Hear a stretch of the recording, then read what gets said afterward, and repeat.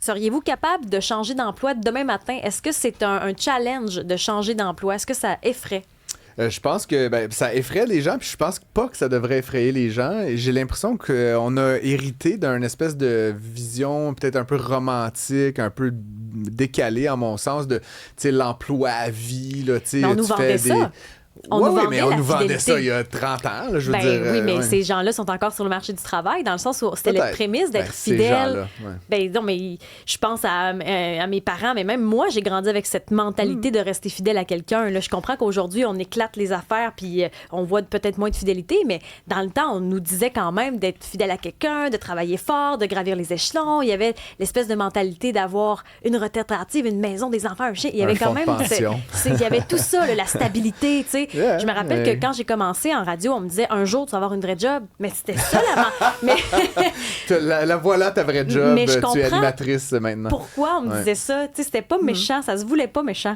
Non, je comprends. Écoute, ceci dit, je pense que et là on pourra confirmer, autour des années 90, il y a quelque chose qui s'est rompu là, dans cette espèce de rêve où il y a eu des licenciements massifs, il y a eu quand même une rupture du lien de confiance entre employeurs et employés. Beaucoup d'entreprises ont mis fin ou ont carrément fait faillite, mais par rapport au fonds de pension, on a vu le niveau de gens qui bénéficient de ces mesures-là beaucoup décroître. Puis d'ailleurs, je regardais des statistiques. Statistique Canada, ils montrent qu'il y a de plus en plus de gens qui prévoient quitter leur emploi dans les 12 prochains mois. Puis ça augmente. C'est des 0,1%, là, mais ça augmente graduellement d'année en année. Et surtout, la durée passée, l'ancienneté moyenne chez le même employeur, on est passé de 103 mois, il exprime ça en mois, mais à 100 mois en 2024. Donc, on passe de moins en moins de temps. 100 mois, ça fait combien d'années? Je sais pas, 8 ans, 7 ans, l'affaire de même. 187 Cube Radio, 1-877-827-2346. Est-ce que vous avez envie de changer d'emploi? Est-ce que vous seriez capable de changer d'emploi? Annie Boilard, présidente du réseau Annie RH. La fidélité, là, c'est plus au goût du jour. Vous avez parfaitement raison. Ça a beaucoup évolué avec les générations. Puis de moins en moins, on voit cet esprit dont tu parlais, Isabelle, de se dire on est fidèle à l'employeur. C'est plus transactionnel. Hein? Tant que mon employeur remplit mes besoins, comble mes besoins, je vais rester. Quand ça n'aura plus de sens pour moi, les gens vont penser prendre un autre appel. On est à la radio. Mais c'est intéressant. Vous posez la question, changer d'emploi, mais Isabelle, changer de métier. Changer d'emploi, ça pourrait laisser comprendre que je garde la même expertise, le même métier, mais que je vais l'exercer dans une autre entreprise. C'est un peu épeurant, c'est vrai, mais on voit dans les statistiques que nommait Francis tantôt, il y a quand même des gens qui ont de l'appétit pour ça. Mais changer de métier, ça, c'est une autre histoire. Ça veut dire on va changer notre champ d'expertise, on va perdre nos repères, souvent ce qui fait qu'on se valorise nous-mêmes. Là, on a un petit peu l'impression de mettre un parachute puis de sauter dans le vide. J'ai vu Mais c'est fou parce que Forbes disait que les employés qui travaillent pour une entreprise plus de 2 ans gagneraient 50% moins d'argent. Mais ça, il y a une corrélation. Moi, je l'ai déjà vu aussi au Canada. Quand on regarde les carrières les plus lucratives, c'est typiquement des gens qui ont fait des changements d'emploi. Moi, les dernières statistiques que je voyais, c'est autour du 5 ans.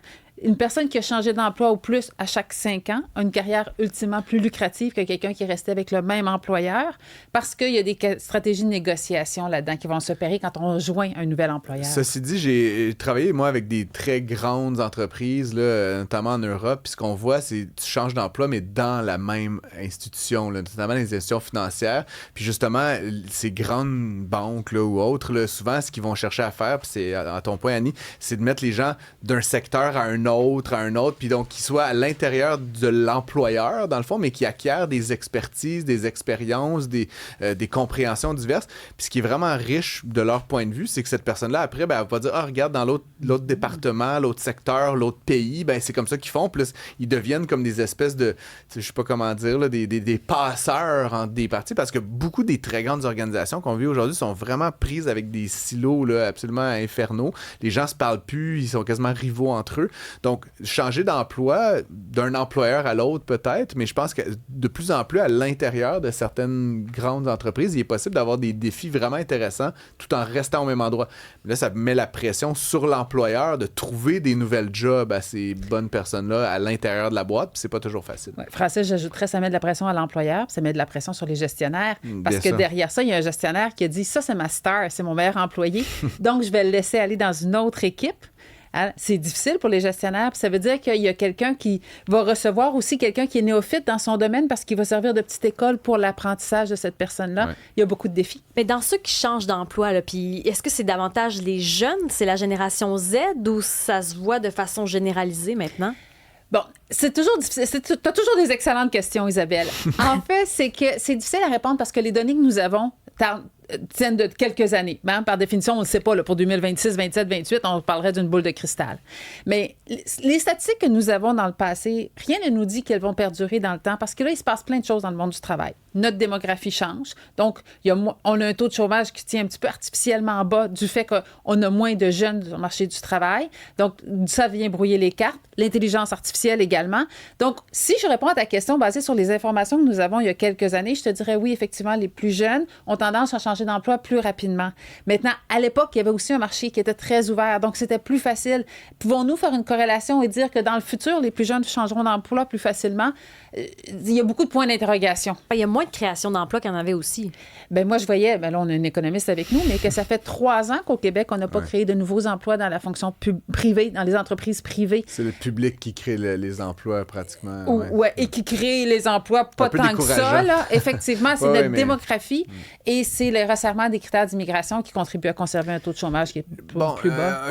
Les générations, c'est intéressant. Puis moi, un truc qui me frappe chez les plus jeunes notamment, puis ça nous ouvre peut-être à notre deuxième invité aujourd'hui, mais c'est que je trouve aussi les jeunes, puis je compare mettons avec mon père versus les vingtenaires, là, mais les jeunes sont plus curieux, j'ai l'impression. Ils ont plus de tu sais, mon père, il a fait son éducation, il a monté les échelons, il est resté à la même place. Il avait une job, il avait un focus, il connaissait une affaire. Oui, mais tu sais, je trouve que les jeunes aujourd'hui, ils vont jouer au hockey, ils vont avoir une collection de cartes de Pokémon, ils vont, tu sais, être... non, mais tu vois ce que je veux dire?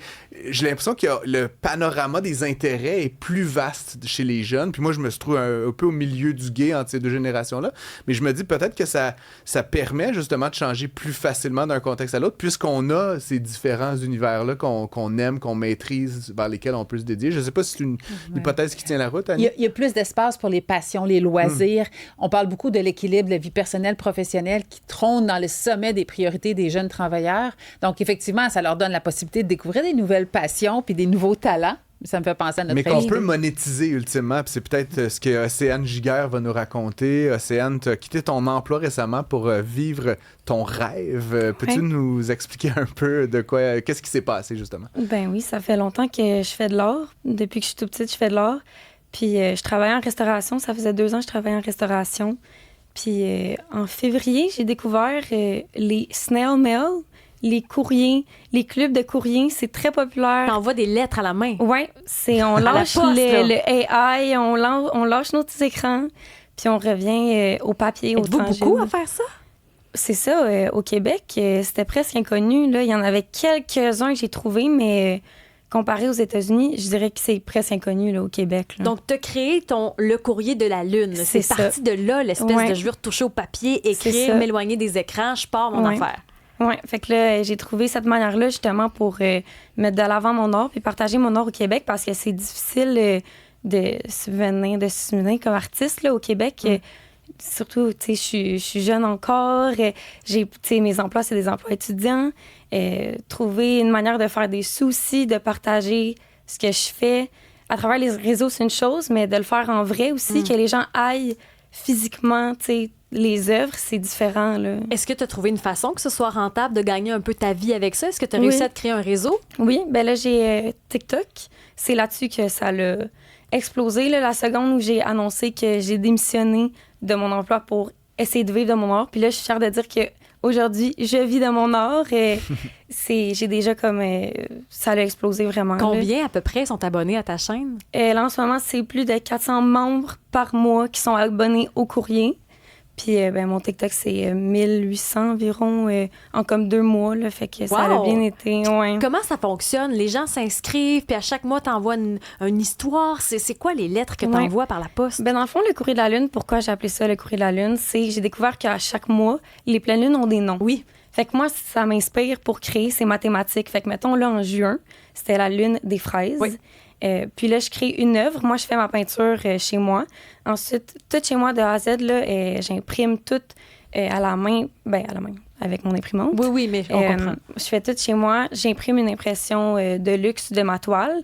Je fais des signets, j'illustre des signets, tout avec la thématique, des collants aussi. Je fais une lettre où j'explique la lune du mois. J'explique aussi mon état d'esprit. Tu sais, c'est vraiment comme amical avec ceux qui le reçoivent. C'est comme une petite touche de douceur dans un mois. Tu sais, tu lâches ton sel, tu vas à la poste, puis à la place de recevoir des factures, tu reçois comme une enveloppe d'or super intéressante. C'est Anne, t'es à la fois une artiste, mais t'es aussi une entrepreneur, forcément. Tu as des abonnés, tu factures du monde, tu gères des finances, il y a des coûts, le papier, tout ça. J'aimerais un peu t'entendre. Félicitations déjà pour ce que tu as accompli jusqu'ici, mais mettons, là, puis c'est une question que je pose souvent à mes clients. Mettons que ça marche, là, puis mettons que demain, tu as 4000 clients ou 40 000 clients. Ça devient quoi, le Courrier de la Lune, à 40 000? Tu vas avoir des employés, une usine? Non, mais j'aimerais que tu nous expliques un peu, si ça marchait, là, mettons, dans 10 ans, à une grande échelle, comment tu verrais ça vraiment comme entreprise? Oui, mon rêve, encore une fois, on parle de rêve, ça serait vraiment d'avoir mon propre studio d'or.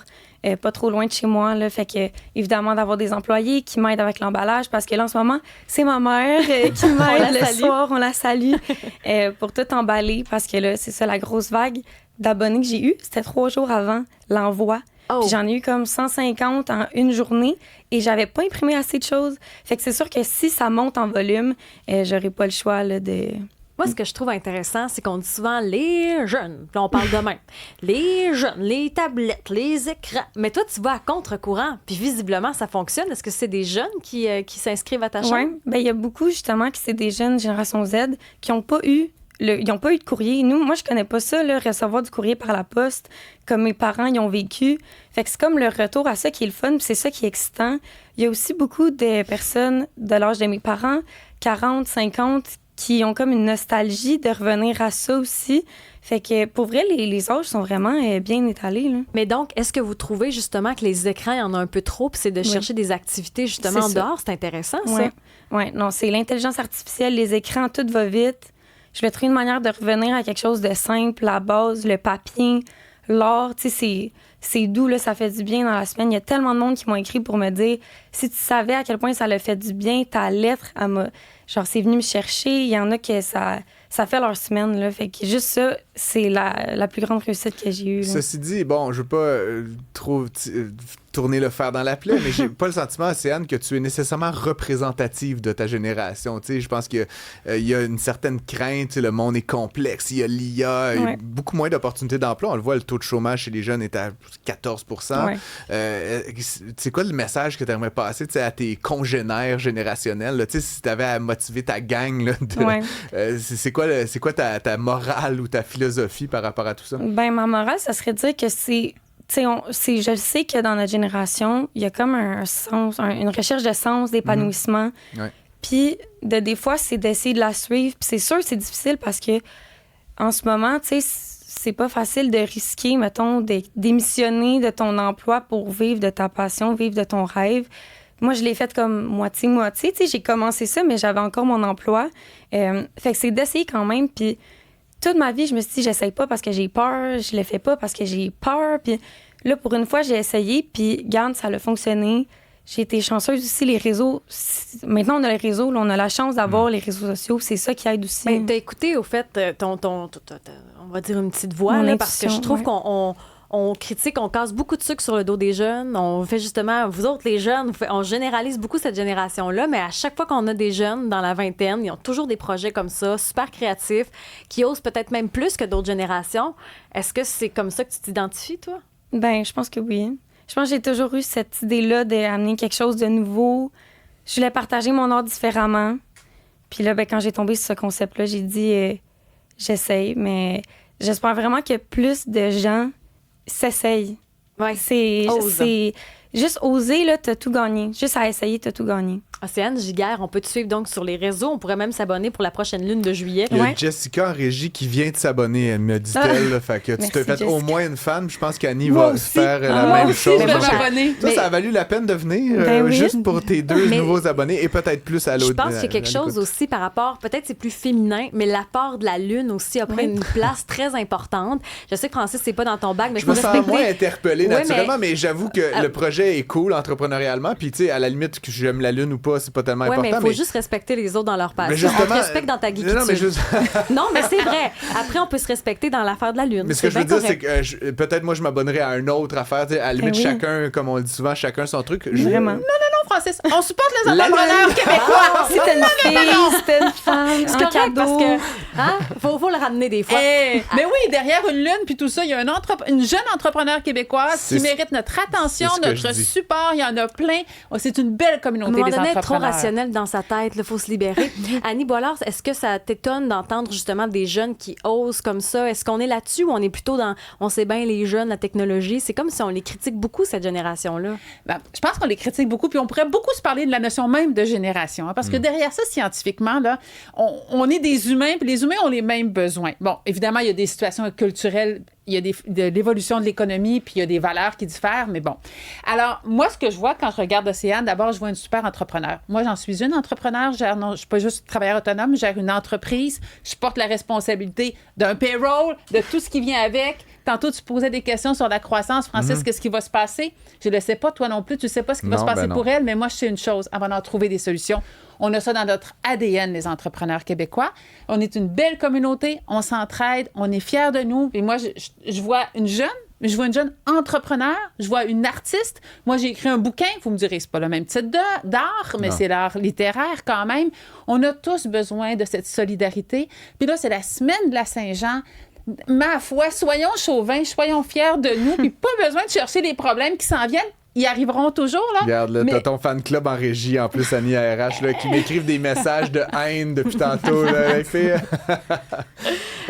très intéressant, évidemment. Puis je pense qu'on va continuer de te suivre, là, ta progression fulgurante. Moi non plus, j'ai aucun doute. Honnêtement, c'est pas parce que je mets en doute le fond que je n'apprécie pas la forme. Non, pas tout. Océane Giguère, bravo. À Annie Boilard, présidente de Réseau Annie RH. On va se reparler parce que des sujets RH, il y en a 150 000. Bonne fin de semaine.